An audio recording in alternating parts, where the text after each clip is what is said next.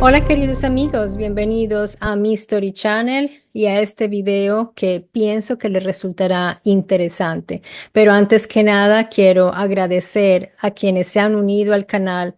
Muchísimas gracias, les mando un gran abrazo a los miembros del canal, a los miembros de esta familia llamada mi Story Channel.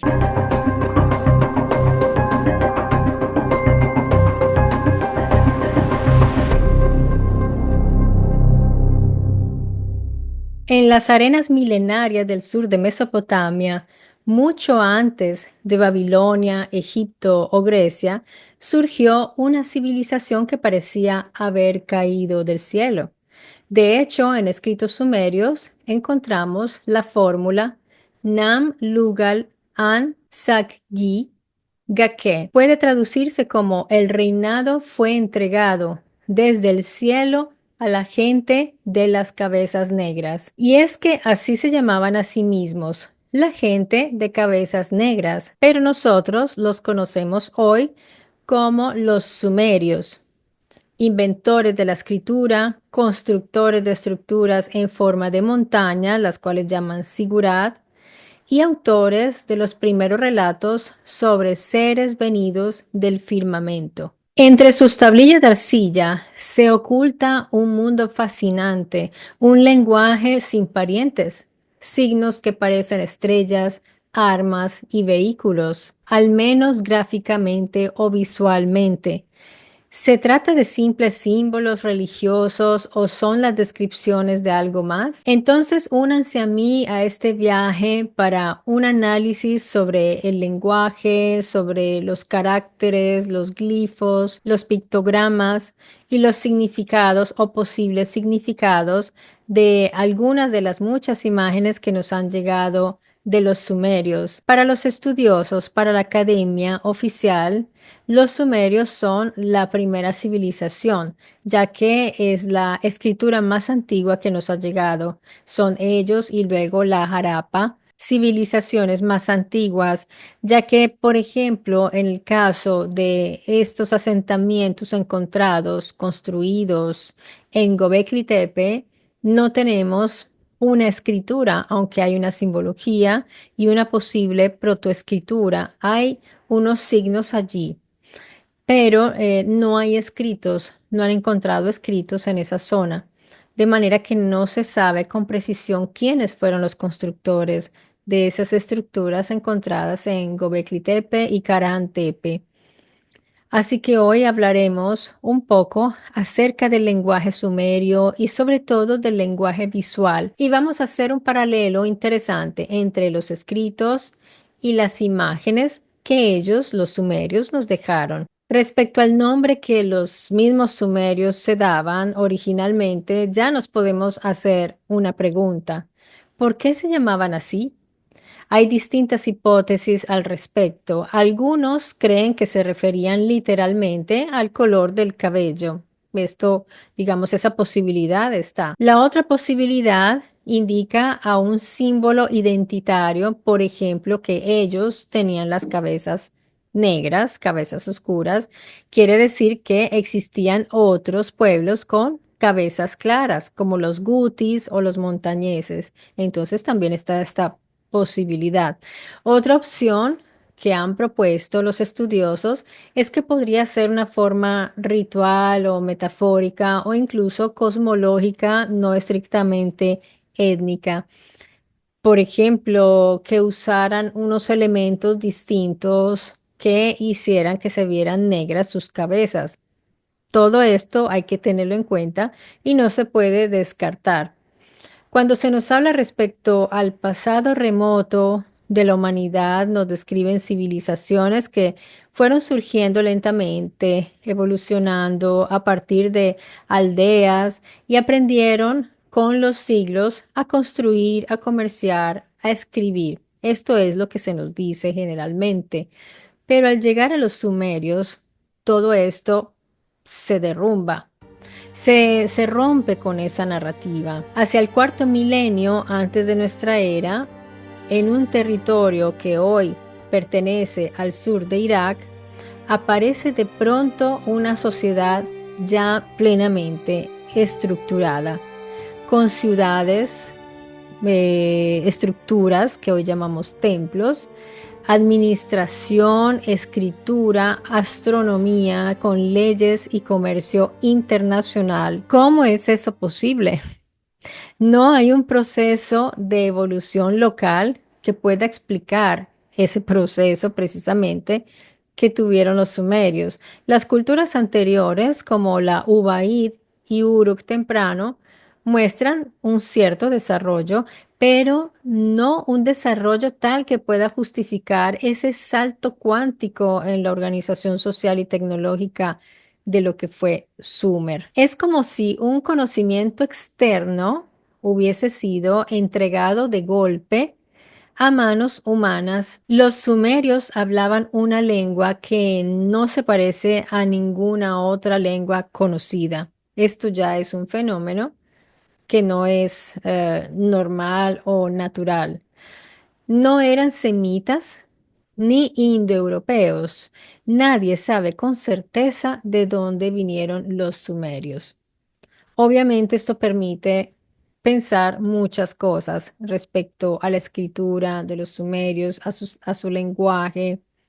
Y esto es algo verdaderamente misterioso. Aquí sí podemos hablar de un misterio en estos casos porque es desconocido este origen.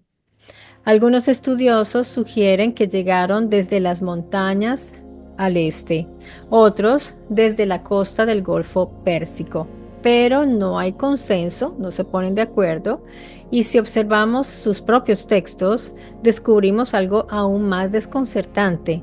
Los sumerios decían que el poder les fue entregado desde el cielo. Cuando los Anuna descendieron y comenzaron a gobernar. O sea que los mismos sumerios están diciendo de dónde venían sus gobernantes o quienes otorgaban el gobierno. Y desafortunadamente los estudiosos no pueden hacer caso a estas palabras porque no lo ven como algo posible. En sus listas reales, los primeros reyes no eran humanos, eran gobernantes del diluvio, seres cuyos reinados duraban miles de años. Por eso es que digo que no podían ser humanos. Sea como sea, los sumerios no aparecen tímidamente en la historia. Aparecen con fuerza, con estructuras y con saberes, y además con un legado que aún hoy nos deja preguntas abiertas. Así que no es poca cosa las preguntas que dejan abiertas los sumerios. Por ejemplo, este misterio del idioma de los sumerios.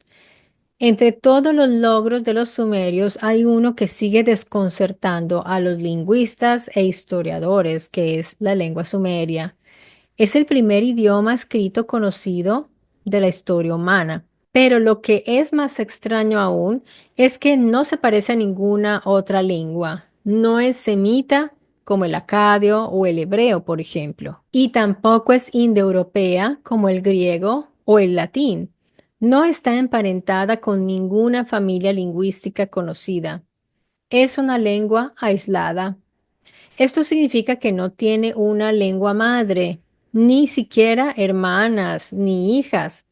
Es como si hubiera aparecido sola, completamente formada, en los registros escritos más antiguos.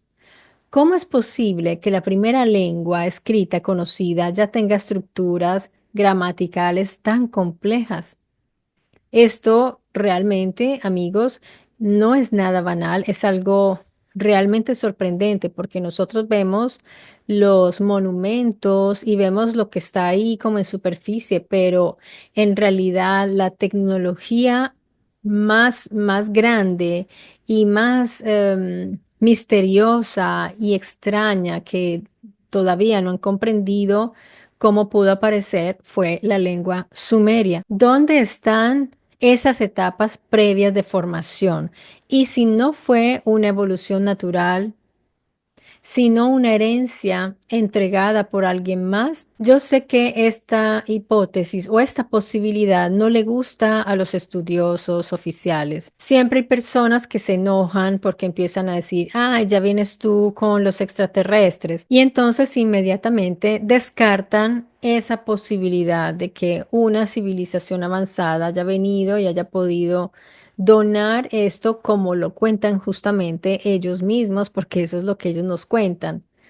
Entonces, se está ignorando, se está haciendo caso omiso a los mismos antiguos que nos revelaron cómo les llegó el idioma, la lengua y muchos otros conocimientos. Algunos investigadores han notado ciertas similitudes con lenguas dravídicas del sur de la India o con idiomas uralo-altaicos del Asia Central. Claramente ese conocimiento llegó, se expandió y se transmitió. Si yo veo, ustedes ven, por ejemplo, el sánscrito es uno de esos enigmas, como lo es el sumerio también, y es una lengua muy, muy especial. La consideran sagrada, la consideran perfecta, la consideran el lenguaje perfecto y lo usan también, lo han usado para programación, o sea, es una tecnología más de las que han dejado estas civilizaciones avanzadas. Recordemos también que, por ejemplo, el tetragramatón que forma lo que hoy nosotros pronunciamos como Yahweh, por ejemplo, no sabemos qué lengua era, de dónde venía. Y así hay muchos elementos que nosotros hoy damos por sentado como si lo hubiéramos hecho nosotros normalmente, pero que en la historia dejan una gran incógnita, ¿cuál es su origen? Pero estas conexiones son débiles, además, y hasta hoy ninguna teoría ha logrado demostrar un vínculo real con estas similitudes con lenguas dravídicas del sur de la India, como les decía.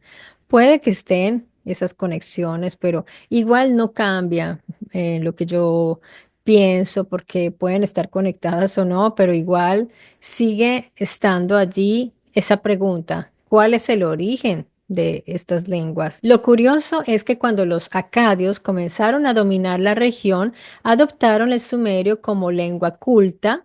Imagínense, ellos ya la quisieron adoptar porque la consideraban una lengua culta, litúrgica y ceremonial, o sea, para sus ritos, aunque ya no lo hablaban como lengua viva, pero la siguieron conservando.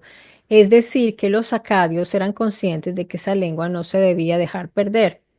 Ellos conocían algo, seguramente, de la historia, o lo percibían, como lo podemos hacer nosotros hoy día. Lo preservaban entonces como si fuera algo sagrado. Así que pues yo me pregunto, ¿era solamente una lengua?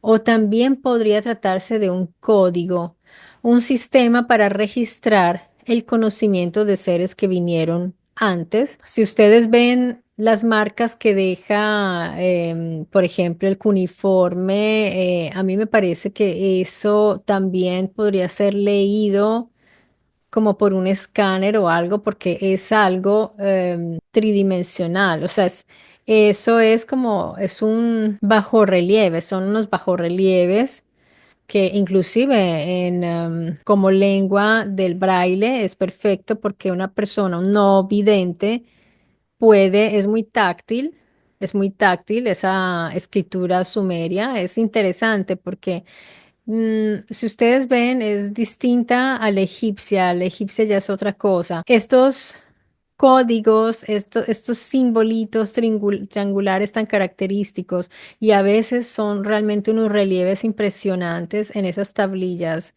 Es muy, muy particular eso. Eso merece mucho estudio también, no solo como lengua escrita o hablada, sino también en su misma forma, en su estructura misma física como materia.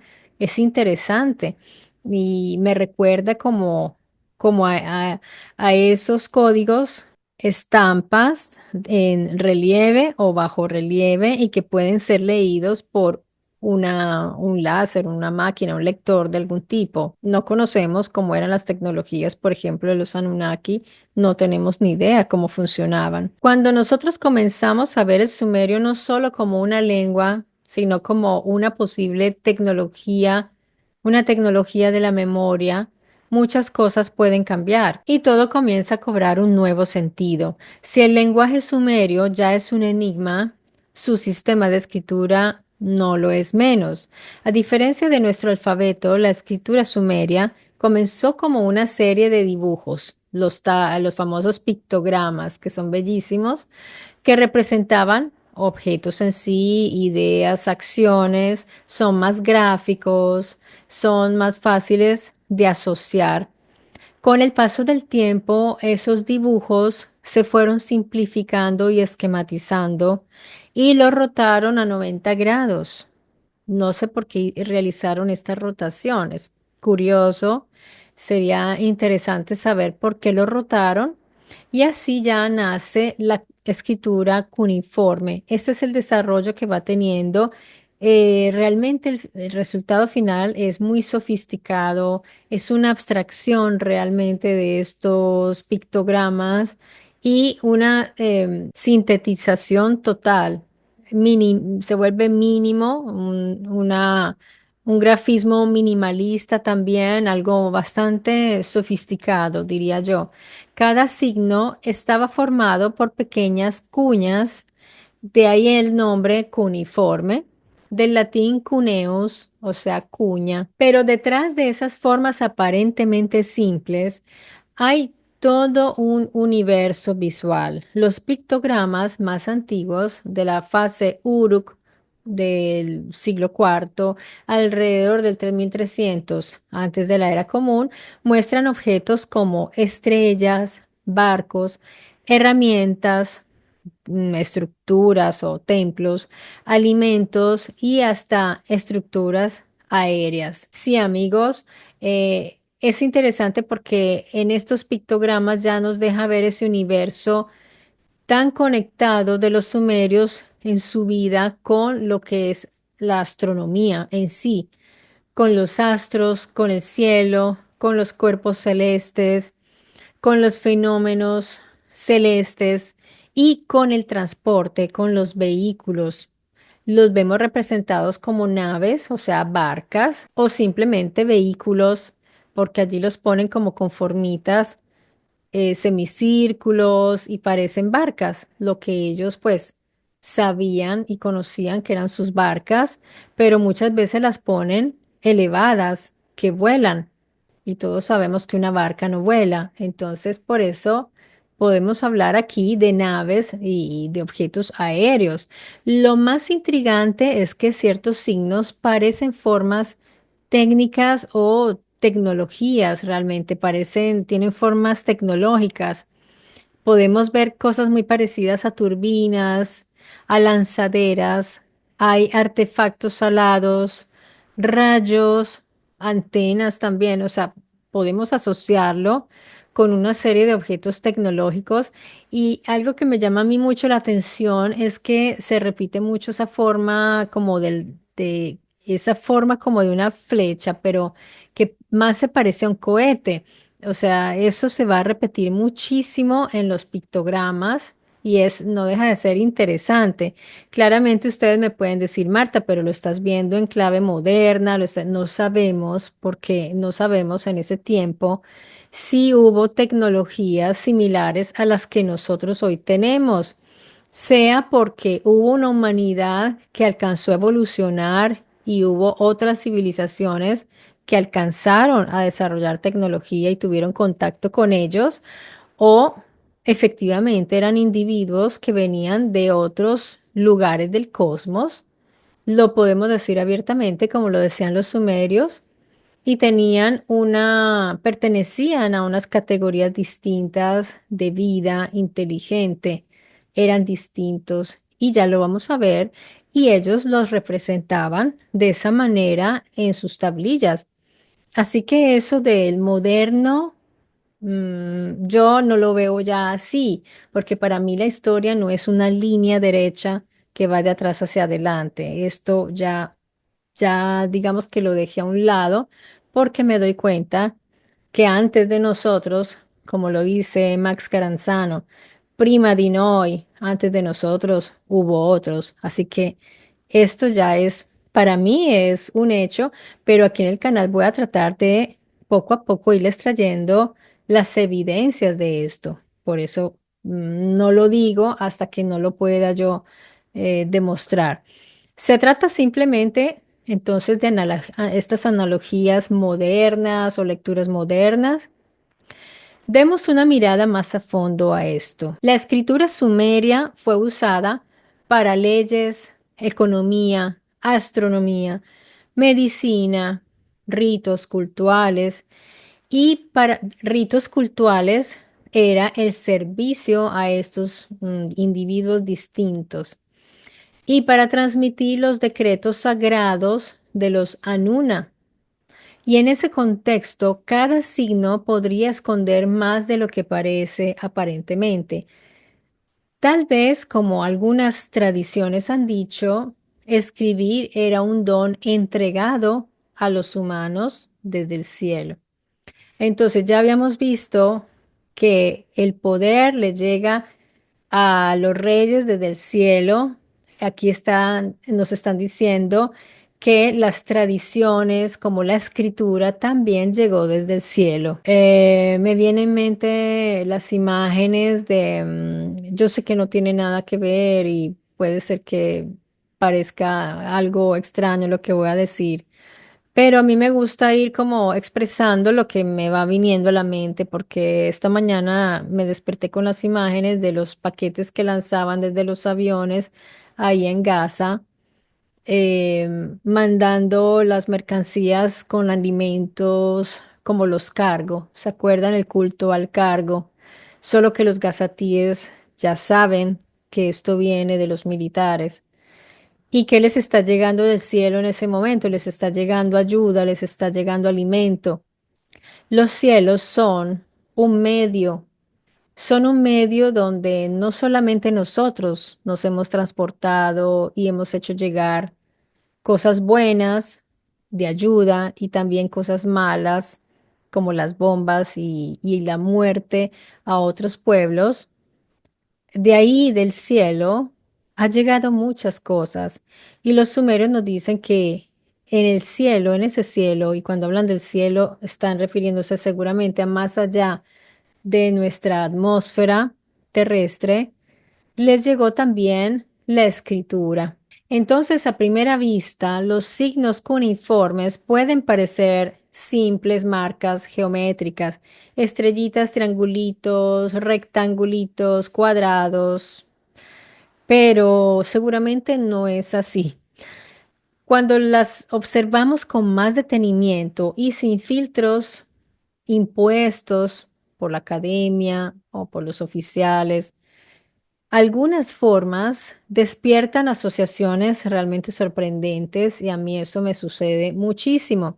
Las asociaciones que yo les he señalado aquí, no las he sacado así por arte de magia en realidad.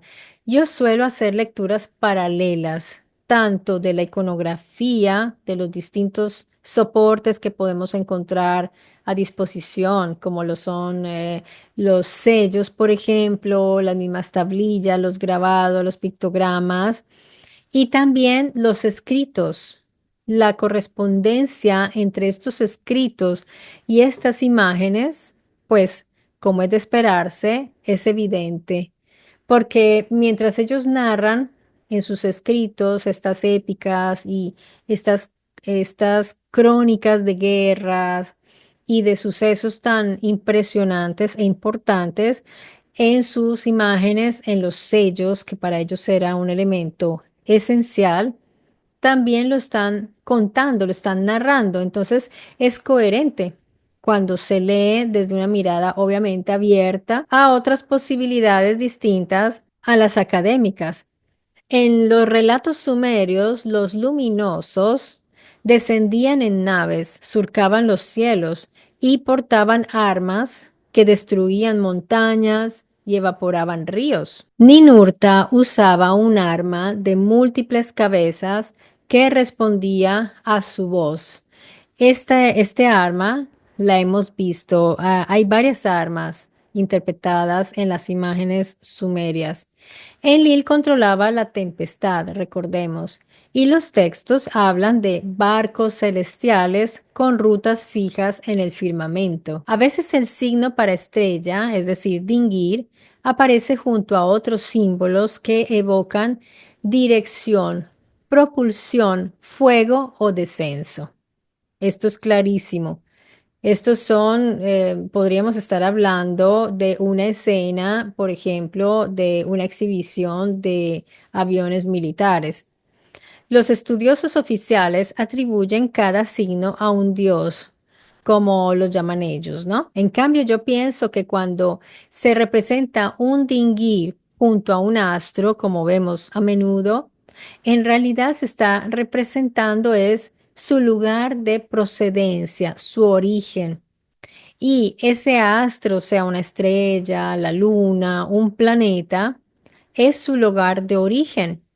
Esto podemos compararlo también, por ejemplo, con los estandartes militares, los escudos familiares, por ejemplo. Pero es interesante que siempre está haciendo referencia al cielo. Así que ellos están señalando, los sumerios, están señalando claramente de dónde venían estos individuos. Un elemento que aparece reiterativamente en los sellos, por ejemplo, es un elemento muy misterioso, el Rodan Ring, un motivo frecuente en sellos cilíndricos, estelas y relieves sumerios, acadios y babilonios. Los sostienen dioses como Shamash, Inanna, Enlil o Marduk y lo extienden hacia un rey, lo entregan como mostrando que le están otorgando autoridad y lo están legitimando como rey. Desde la visión académica, el Rodan Ring es símbolo de poder y autoridad divina. El bastón sería, según los estudiosos, una vara de medición. En cambio, el anillo, el ring, sería una cuerda de medición. Entonces, bueno, yo me pregunto, cuando una deidad, un dingir está entregando o un Anunnaki está entregando el poder a un individuo que será un rey, que puede tratarse de un híbrido que tenga genética Anunnaki y humana, le entrega una regla para medir y una cuerda. A mí no me cuadra mucho, pero yo lo dejo por ahora abierto porque nadie tiene la última palabra. Yo solo digo que tengo dudas al respecto, pero los estudiosos oficiales dicen que es eso, una cuerda y una regla de medir, así que esto se los debo decir.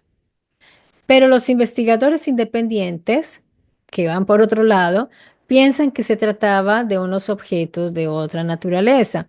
Desafortunadamente, nunca se ha encontrado arqueológicamente este elemento.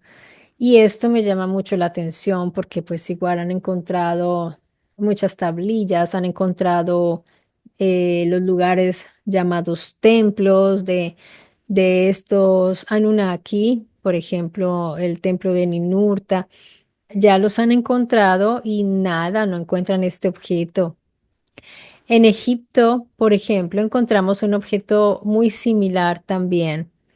Lo han representado como un símbolo jeroglífico formado por un anillo y ellos lo llaman anillo de cuerda intrincada porque ellos dicen que es una cuerda con una barra tangente en la base representando eternidad, protección y totalización del universo. Vuelvo nuevamente a decirles que esta es la lectura de los estudiosos oficiales. Este elemento está asociado frecuentemente con los dioses tutelares como Horus, Nekhbet, Isis o Hu, quienes lo sostenían para otorgar protección divina. Y era una cuerda, no sé, al faraón o al mundo entero. Entonces era un elemento importante, era un objeto importante. Con el tiempo evolucionó iconográficamente a un cartucho formado por un chain ring elongado. Ellos también tuvieron como ese desarrollo de la gráfica y lo convirtieron en una forma distinta. Y era usado para encerrar nombres reales. Este cartucho se usa para encerrar los nombres reales y protegerlos eternamente. Al igual que en los sumerios, aparece en manos de dioses que otorgan poder divino al rey. Lo he visto en joyería, lo he visto en muchos elementos y realmente es muy interesante este elemento que ellos dicen que era una cuerda. Seguramente está representando algo que era importantísimo para que lo tuvieran los señores que tenían el poder en mano. Por ejemplo, el bastón que se le entrega a los reyes es algo que está representando también otra cosa, porque un bastón no es un poder en sí mismo. En un tiempo hubo un elemento que sí tenía de pronto, seguramente, algún tipo de poder, porque la gente le obedecía a estos señores porque veían que tenía estos elementos. Es como el cabot de Yahvé. Moisés le dice, déjame ver si tienes el cabot, porque estos individuos necesitaban probar que eran esa categoría de individuos y que tenían poder. Y parte de ese poder estaba representado en sus objetos de poder. Eran objetos tecnológicos seguramente. Los textos sumerios no solo se escribieron, amigos, también se ilustraron. Y entre tablillas, relieves y sellos, los relatos épicos cobran forma. Vamos a comenzar por el Enumalish. La investidura de Marduk es un relato babilónico basado en antiguas tradiciones sumerias. Marduk recibe el poder supremo tras vencer a Tiamat, el caos primordial. Los dioses lo recompensan entregándole instrumentos simbólicos de dominio, lo que yo les decía. El cetro, el trono, y algo más intrigante, el aro y el arma invencible. Aquí ya nos están diciendo que esto que vemos en la imagen era un aro, tenía forma de aro, pero hay un arma invencible. Para los antiguos, esto no es poesía, era una descripción visual del poder recibido de los cielos. Aquí voy a darles una cita textual del Enuma Elish, tablilla cuarta. Abro comillas. Le otorgaron el cetro, el trono y el aro. Le dieron un armamento invencible para aplastar al enemigo. Cierro comillas. Aquí no están hablando de cuerditas ni de reglas para medir. Yo no sé, amigos, pero a mí me parece que nos toman un poco del pelo y nos toman por ingenuos porque si bien es verdad, en la antigüedad había elementos seguramente de esa época, porque en los hallazgos arqueológicos han encontrado vasijitas de cerámica que hacían los pobladores, los ladrillos. Entonces, nos tienen acostumbrados a ese tipo de elementos, pero yo les aseguro que si han encontrado algo de esto, no nos lo dejan ver. Y hay muchos, yo estoy segura que hay muchos elementos que no nos dejan ver, así como muchos sellos. Cuando yo he investigado, me doy cuenta que dice que hay muchas cosas no exhibidas. Puede ser que es porque son demasiadas, pero porque no se exhiben. Al menos hagan un catálogo, ¿verdad? Porque pues nosotros queremos ver qué hacían los antiguos, pero nos muestran lo que se puede ver. Y eso que a veces se les escapan cosas que uno que tiene una visión un poco más aguda, quizás que el resto de personas, uno se la pilla, pero no es tan evidente como otras cosas que seguramente esconden. Entonces, aquí le otorgan el cetro, el trono y el aro. Estos elementos son de fundamental importancia para el poder. El trono, obviamente, donde se sienta ese señor, ese dingir o ese Anunnaki y el aro. Tiene que ser muy importante este aro. Le dieron entonces un armamento invencible y esos armamentos invencibles no son flechitas, amigos, no son flechitas. En muchas tablillas que yo les he hecho ver aquí en el canal, que yo no digo nada por respeto a la arqueología oficial, pero ahora sí lo voy a decir de ahora en adelante, se ven muchas formas que parecen cohetes, parecen misiles. Entonces, la gente dice que Sitchin era uno que alucinaba y que estaba delirando. Pero lean este texto, Sitchin que traducía y se encontraba con todos estos textos y después iba a ver estas formas, decía, estas son las armas y no eran flechitas porque una flechita no aplasta al enemigo. Si acaso lo atraviesa, debería decir, lo hiere, lo atraviesa. Pero aquí dice aplasta, arma y armamento invencible. Wow. Entonces, pueden decirnos, es que ellos exageraban. Ah, bueno, si es así, entonces exageraban. Pero por eso hay que ir a mirar muchos otros elementos para darle soporte a nuestras intuiciones para que puedan convertirse en hipótesis y posibles teorías y quizás un día se confirmen. Aquí tienen entonces la imagen auténtica, que es la estela de Hammurabi, que es una cosa bellísima, Museo del Louvre, de el dios Shamash, cuando está entregando el Rodan Ring al rey, y hay más menciones del aro allí en esta estela. Y también está entregando entonces este aro o círculo y del arma invencible. De estos, Rodan Ring, el aro o círculo y el arma invencible, hay varias menciones en textos sumerios y mesopotámicos, aunque a menudo aparecen con descripciones enigmáticas. No siempre se llama aro de forma literal, pero encontramos referencias a objetos circulares como anillos, asociados al poder divino. Entonces, son representaciones de ese aro. Se van volviendo anillos quizás. Y al control del mundo. Están asociados al poder divino y al control del mundo. Entonces, textos de la época babilónica mencionan que Shamash, el dios de la justicia, entregó el anillo y el bastón al rey para construir templos y mantener el orden cósmico. Esto tenía que ser algo muy importante para mantener un orden cósmico. Aquí no está diciendo, pues, como para tener la autoridad ante el pueblo, para que lo obedezcan, para pegarle a alguien. No, aquí está siendo muy claro para construir templos y mantener el orden cósmico. En algunos himnos, la diosa Inanna recibe cinturones, anillos y cetros que representan sus Inanna, que siempre está como cuidando estos que son los decretos divinos o esas tecnologías de las cuales yo les he hablado que tienen información, que pueden ser programas donde se aprende, como dicen los textos sumerios, que servían para aprender.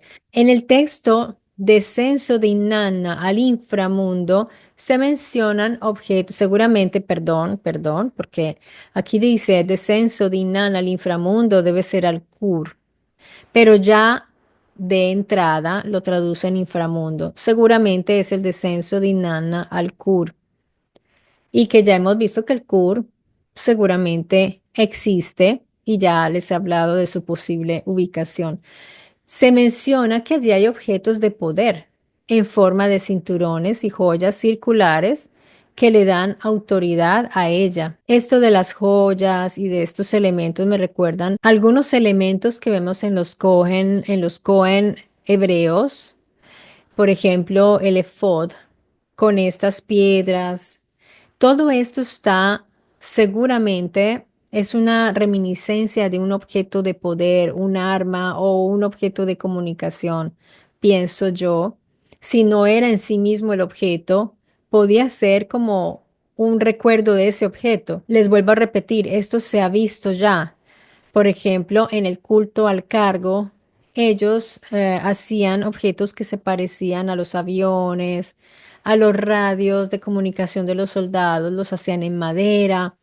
Entonces, si los antiguos veían tecnologías, las replicaban en objetos y ellos pensaban que esos objetos tenían el mismo poder. Y es interesante porque aquí está hablando de joyas circulares, cinturones, ¿m? Pero que le daban autoridad. Ninurta en Lugal E, ya hemos hablado de ese texto aquí, es descrito con un arma llamada Sharur, ya les hablé de esto.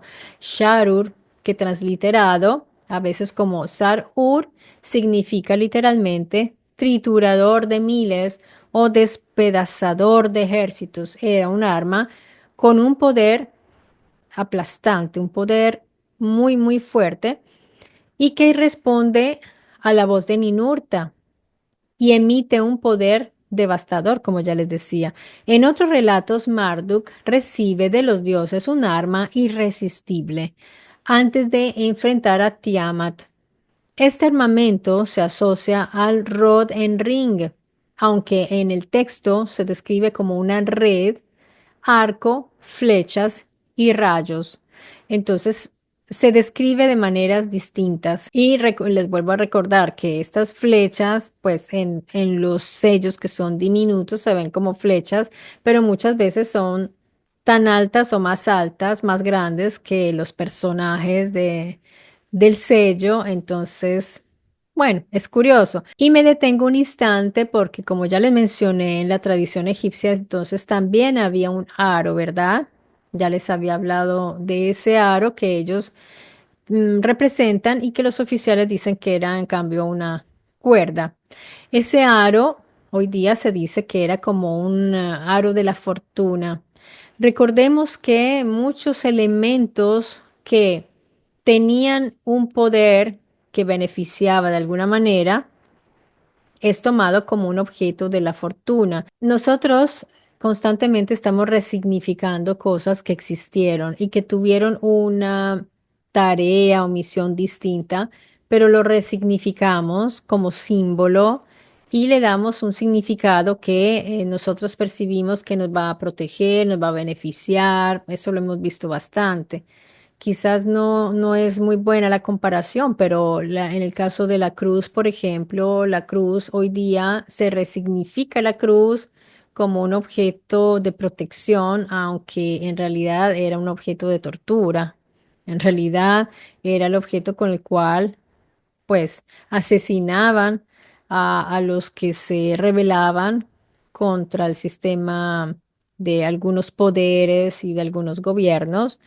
Así que pues, pero hoy llevar la cruz encima quiere decir buena suerte o protección, más bien la protección de Dios, la protección.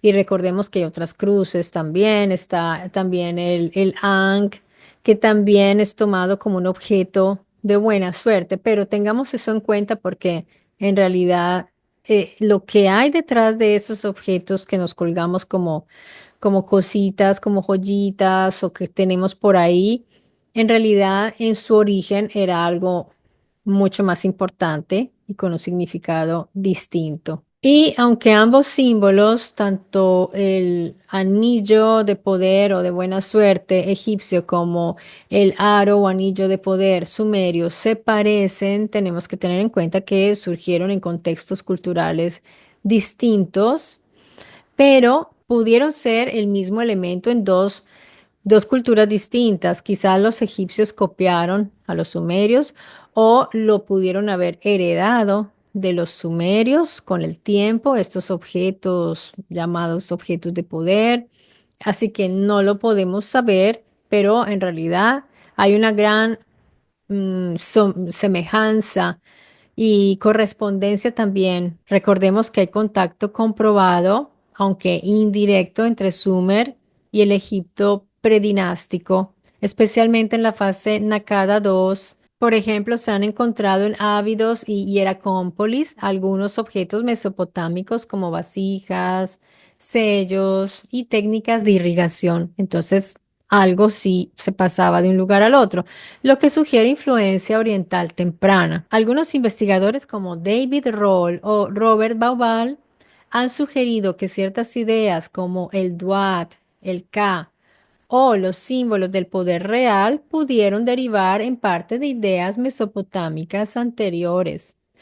William Hallow, sumerólogo reconocido, escribió: el motivo del bastón y el anillo en Mesopotamia es posiblemente uno de los símbolos de autoridad más antiguos conocidos y su idea básica, la del poder dado por lo divino, se replica en otras culturas cercanas. O sea que sí, seguramente es una influencia de los sumerios. Así que yo diría que tanto en Mesopotamia como en Egipto se puede notar el brillo que despedían los llamados dioses. En Sumer era el bastón y el aro, en Egipto el anillo de eternidad, que lo llamaban el Shen Ring.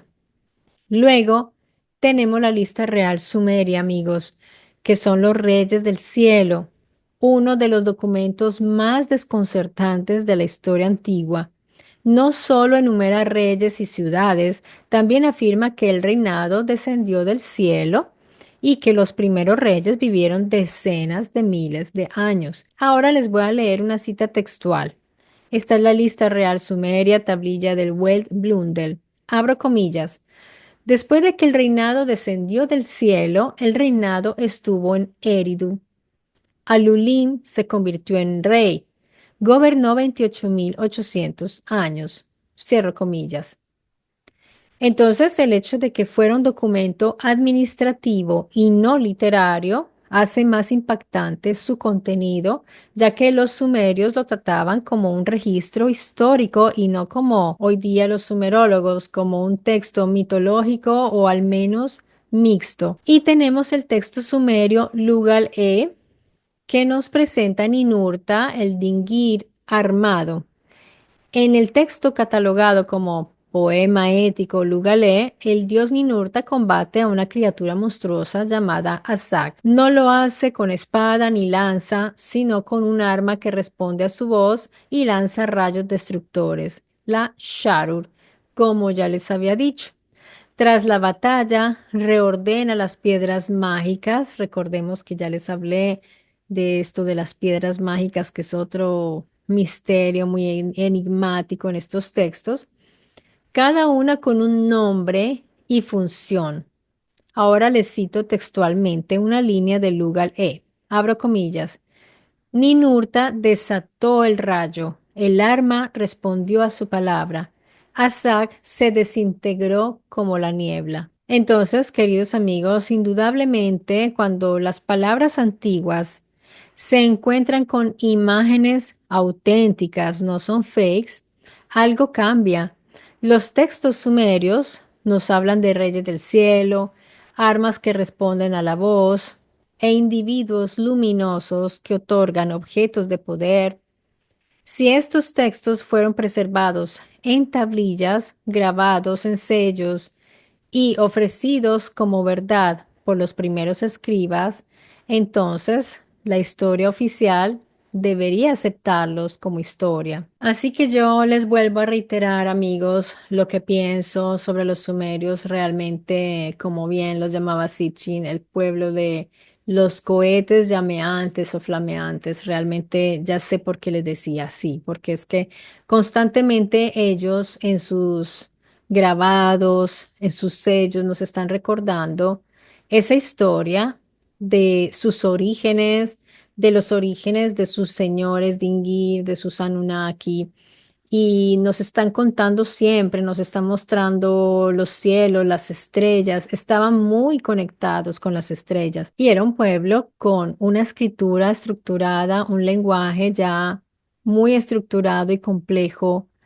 de manera que no eran simplemente agricultores o pastores que tenían que estar observando las estrellas para saber cuándo venía fuera la cebada. De manera, amigos, que son mis opiniones y pues ustedes pueden hacerlas a un lado. Realmente la información que yo les traigo al canal, ustedes pueden filtrar lo que les sirve, lo que les interesa.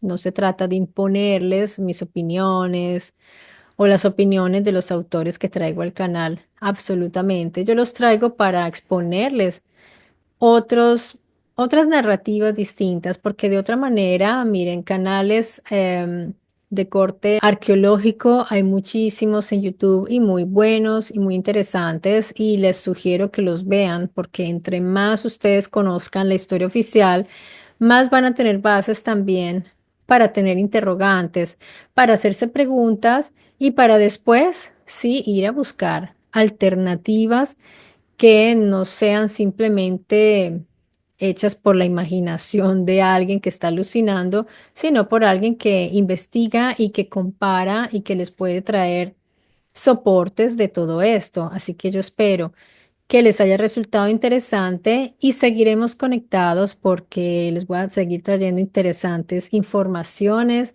Así que les mando un gran abrazo, amigos. Cuídense mucho y nos vemos muy pronto aquí en mi Story Channel.